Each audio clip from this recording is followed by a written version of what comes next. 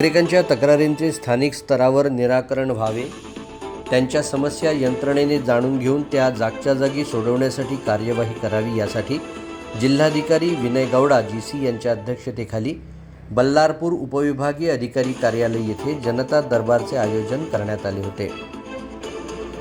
यावेळी जिल्हाधिकारी श्री गौडा यांनी नागरिकांच्या तक्रारी ऐकून त्यावर त्वरित कार्यवाही करण्याचे निर्देश संबंधित यंत्रणेला दिले।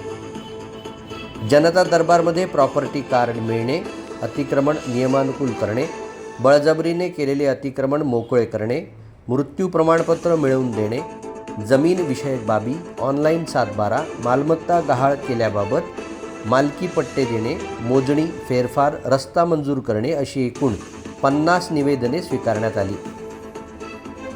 आढावा बैठकीत श्री गौडा यांनी मंत्री, खासदार व आमदार यांच्याकडून आलेले संदर्भ शासकीय कार्यालयाने नियमानुसार त्वरित कारवाई करून निकाली काढावे, धोरणात्मक बाबी असेल तर त्वरित वरिष्ठांना कळवावे, आपले सरकार सेवा केंद्रमधील तक्रारी निकाली काढाव्यात, पक्के व कच्चे घरांचे प्रस्ताव त्वरित पाठवावे, छत्रपती शिवाजी महाराज राजस्व अभियानांतर्गत पुढील 3 महिन्यात तालुका स्तरावर शिबिर घेण्यात येणार आहे, या सर्व लाभार्थ्यांना शिबिरात लाभ देण्याचे सूचित केले।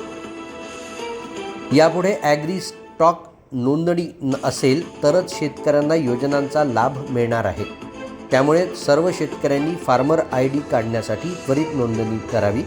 ई-पीक पाहणी करताना जेवढे क्षेत्र आहे तेवढेच क्षेत्र पेरामध्ये येणे आवश्यक आहे। ग्रामपंचायत स्तरावरच सर्व दाखले मिळतील, याबाबत नियोजन करावे। घरकुल मंजूर झाले मात्र अद्यापही बांधकाम सुरू झाले नाही अशा प्रकरणांचा आढावा घ्यावा, अशा सूचना दिल्या।